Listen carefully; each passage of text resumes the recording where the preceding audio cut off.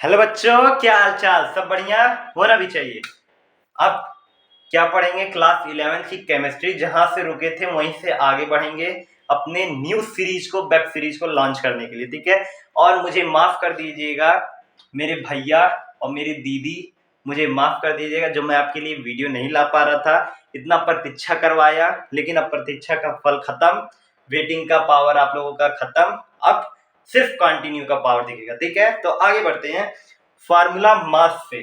ठीक है, पढ़ने से पहले भाई जो अभी नए हो सब्सक्राइब कर दो। कहीं भी आपका पैसा नहीं खर्च हो रहा है, मुझे यहाँ तक लग रहा है। ठीक है, अगर लग रहा होगा ना उसका डबल दूंगा। ठीक है, नेट की बात है तो भाई आ जाओ, सब आपको मौजूद है। ठीक है, आगे बढ़ो फार्मूला मास पे। फार्मूला मास कहता क्या? देखो भाई, मॉलिक्यूलर मास था ना, तो फार्मूला मास की जरूरत क्या पड़ी?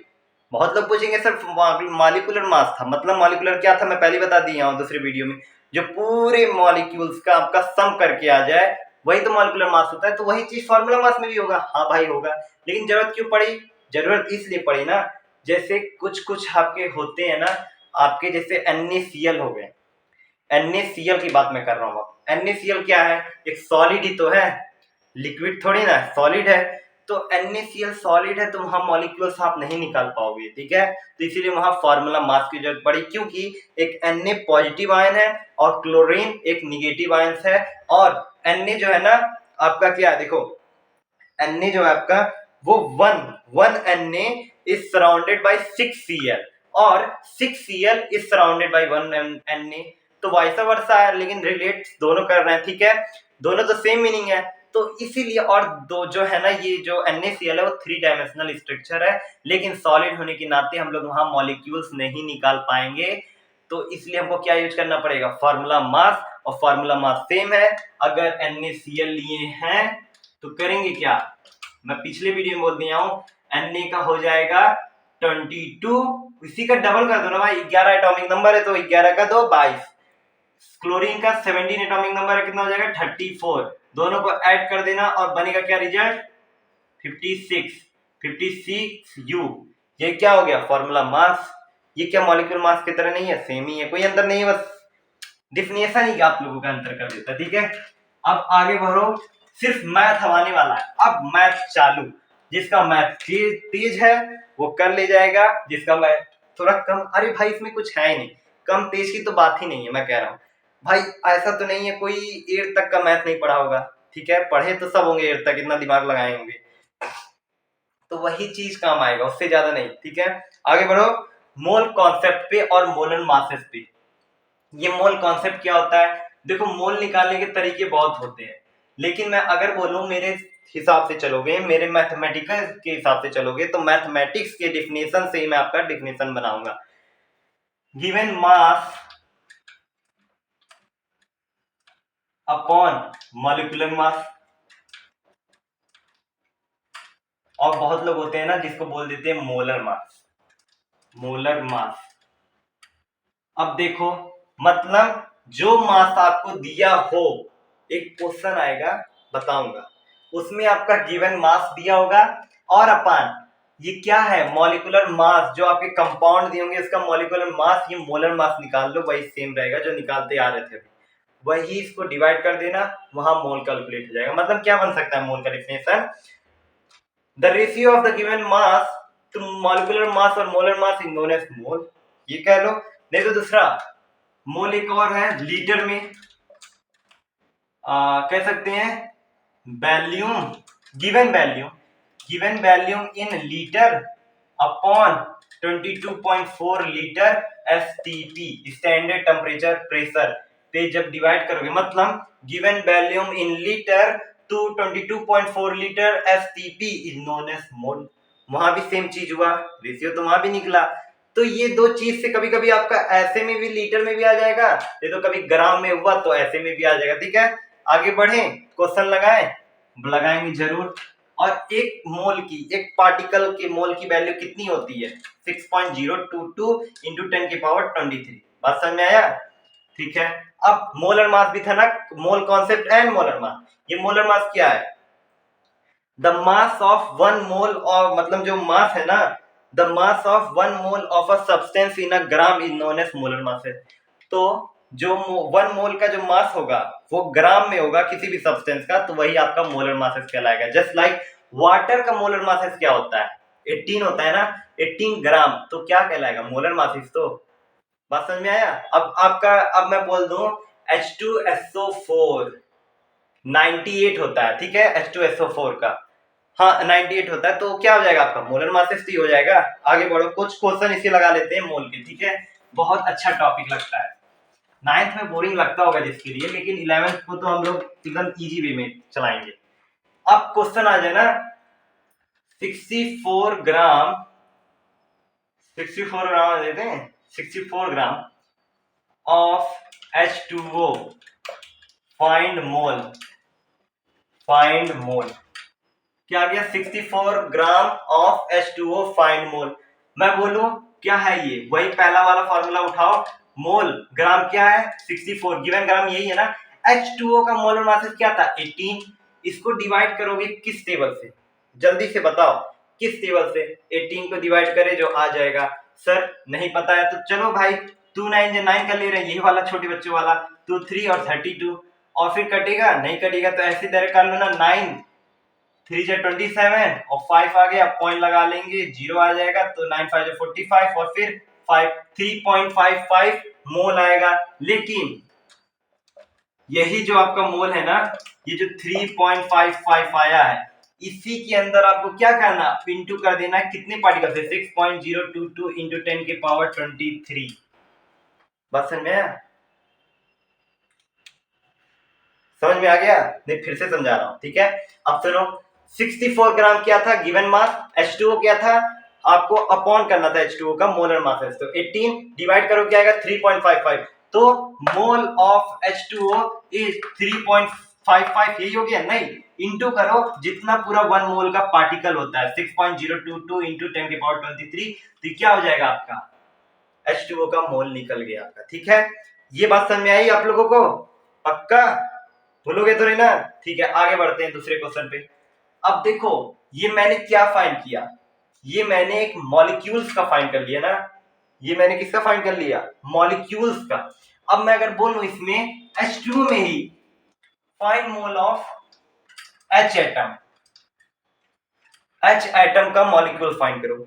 अब क्या बोल दिया हूं, H एटम का मॉलिक्यूल फाइंड करो, मतलब मोल फाइंड करो, ठीक है, गलती से निकल जा रहा है, मॉलिक्यूल नहीं मोल फाइंड करो, पहले मॉलिक्यूल का फाइंड करनी है, अब H एटम का मोल फाइंड करो। कैसे करेंगे, बहुत इजी है, यही चीज अप्लाई करो, अभी के लिए भूल जाओ, यही चीज अप्लाई कर लो, क्या आएगा मोल भाई 64 ग्राम अपॉन H2O का पूरा, तो क्या आ गया 3.55, लेकिन H का मोल निकालना है, H एटम का मोल निकालना है, तो क्या हो जाएगा 3.55 इंटू H कितने है, एक H है, 2 H है, 3 H है, 4 H है, कितने H है 2 H है, तो 2 इंटू ये पूरा 6.022 इंटू 10 के पावर 23, ये किसका हो गया, H मोल का आ गया, यही H मोल की वैल्यू इतनी हो जाएगी, ठीक है।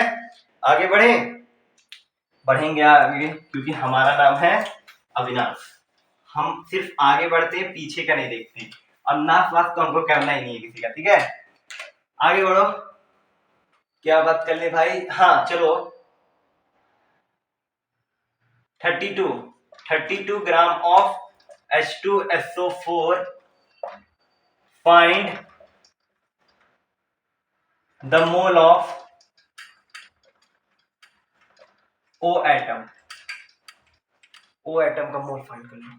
H2SO4 की आपकी मॉलिक्यूलर मतलब मासेस कितना आ जाएंगी, 2, सल्फर की 32, 32 टू 34, 34 16 4 जा, अरे भाई 16 4 जा कितना हो जाएगा 64, और 32 में जब आप 64 जोड़ोगे ना तो 90, मतलब 32 34 और 64 98, तो ये आपका क्या हो जाएगा 98, ठीक है।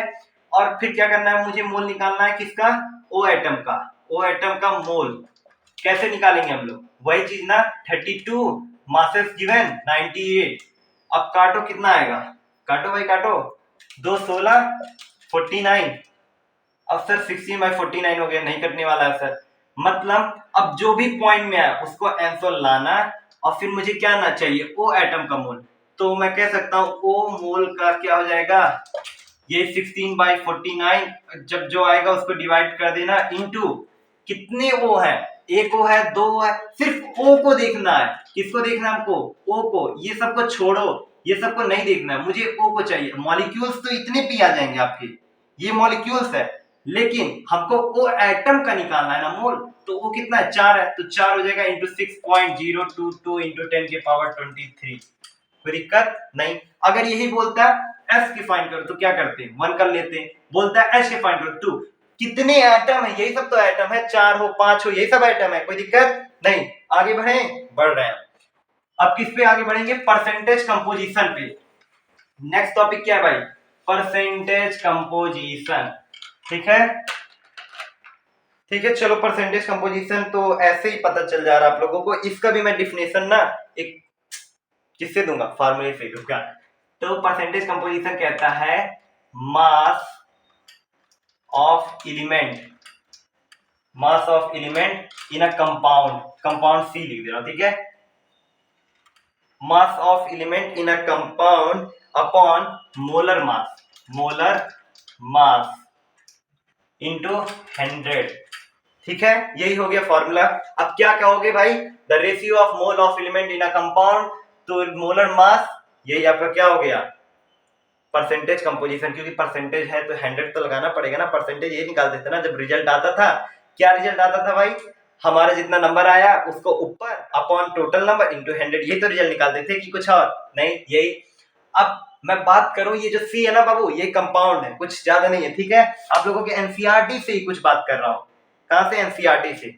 H2O, H2O ये बोला क्या है? सिर्फ एलिमेंट का मतलब, अलग अलग एलिमेंट का मतलब का, एक कंपाउंड से जितने भी एलिमेंट होंगे। कंपाउंड क्या होता है भाई?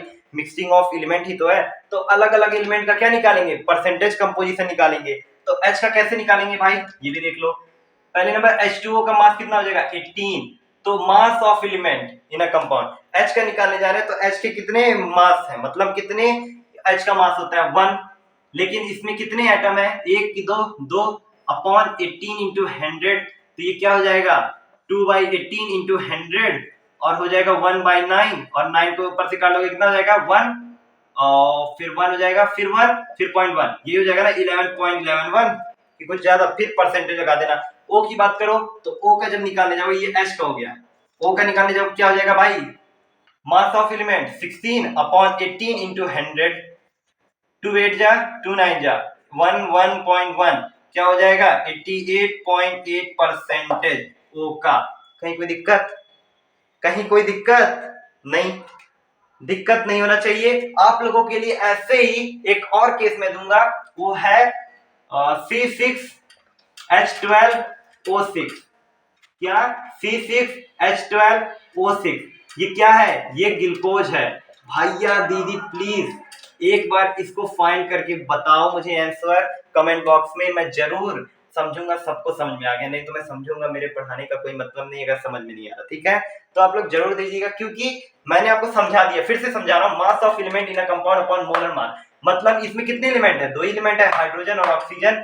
कंपाउंड का पूरा मोलर मास ले लो, अपॉन में ले लेना, और ऊपर क्या लोगे? मास ऑफ एलिमेंट। हाइड्रोजन इसका एलिमेंट कितना? एक ही है ना, लेकिन एटम देखो 2 एटम है, तो 2 इंटू मास क्या होगा हाइड्रोजन का? एक ही, तो 2/18 इंटू 100 जो आएगा 11.1। और ऑक्सीजन है, ऑक्सीजन एक ही है, लेकिन उसका एटॉमिक मास क्या होता है? क्या होता है? 16/18 जो आपका मोलर मास होता है कंपाउंड का पूरा। 18 इंटू 100 ये आ गया। वैसे इसका भी फाइंड करो। 6C का क्या होता है? अब C का एलिमेंट का फाइंड करो। 12 होता है एटॉमिक मास, लेकिन कितने हैं एटम? 6। तो 12 6 जब 72, 72 अपॉन जितने आ गए मेरे साथ, कुछ यही कुछ आएगा आपका। जो भी आए मोलर मास उसको आप लोग कर लेना। आप लोगों को होशियार हो, आप लोग कर ले जाओगे। ग्लूकोज का मोलर मास अपॉन निकाल के इंटू 100 करके आंसर जल्दी बताना हर एलिमेंट का, ठीक है। वीडियो कितने मिनट का हो गया वो देख लें। 14.223 ऐसे कुछ हुआ है ना। तो मुझे लगता है ना आज मुझे इंपेरिकल फॉर्मूला नहीं हो पाएगा, ठीक है। लेकिन ऐसे मैं बता दे रहा हूं, ये होमवर्क है, ये होमवर्क है, होमवर्क होमवर्क, ठीक है। ऐसे मैं बता दे रहा हूं, इंपेरिकल फॉर्मूला, मॉलिक्यूलर फॉर्मूला, लेकिन कल से स्टार्ट करूंगा। इंपेरिकल क्या होता है भाई? इंपेरिकल फॉर्मूला होता है ना simplest form of the various atom, ठीक है। Simpler form of various atom. Simplest क्या होता है, 5th 4th क्लास में पढ़ते थे। अगर मैं बोलूं 2/16 इसको क्या करते थे, 1/8 कर देते थे, 1/8। अगर मैं कहूं एक फार्मूला, मतलब अब मॉलिक्यूलर पे आ रहा हूं, molecular formula, molecular formula methane का क्या होगा भाई, CH4। क्या इसको सिंपलेस्ट कर सकते हो, नहीं कर पाओगे। लेकिन मैं अब बोलूं एथेन का तो क्या कहोगे, C2H6। सिंपलेस्ट करो तो क्या कहोगे, सिंपलेस्ट, रुक जाओ, एथेन का ही सिंपलेस्ट क्या होगा, CH3। ये कैसे आ गया, 2 से ही तो डिवाइड किए, तभी तो 2 का इसमें कटा तो CH3 आ गया। तो क्या हुआ, सिंपलेस्ट बना है। मतलब यही जो सिंपलेस्ट बन के आ रहा है ना, वही आपका इंपेरिकल फार्मूला है। क्या है, इंपेरिकल फार्मूला।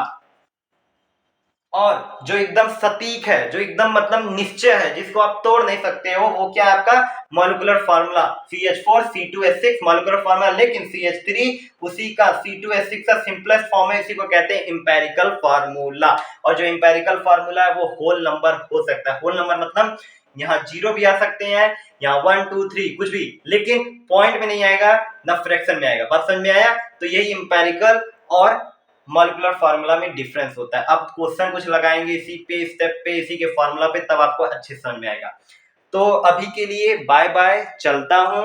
आप लोग क्वेश्चन जितना भी पढ़ाया, मोल पढ़ाया हूं, मॉलिक्यूलर मास निकालना सिखाया हूं, वो सब करो, और परसेंटेज कंपोजिशन, ठीक है, इतना करो, बहुत है, सफिशिएंट है इतना पढ़ने के लिए। आज करो, अच्छे से बढ़ो, और होमवर्क जो दिया उसका तो इतना आंसर दे देना। और अब मैं प्रतीक्षा आप लोगों का नहीं करवाऊंगा, आप लोग जैसे हो वैसे रहो। मैं शॉर्ट्स जितना भी अपलोड करता हूँ, अगर अच्छा लगता है तो वो भी कमेंट करो। लेकिन भाई सब्सक्राइबर बढ़ाओ यार, मुझे सब जगह फेमस होना है, सबके पास जाना, ठीक है, यहीं तक नहीं रहना है। Okay, bye bye. और कुछ भी कोई भी दिक्कत हो तुरंत शेयर करो मेरे पास।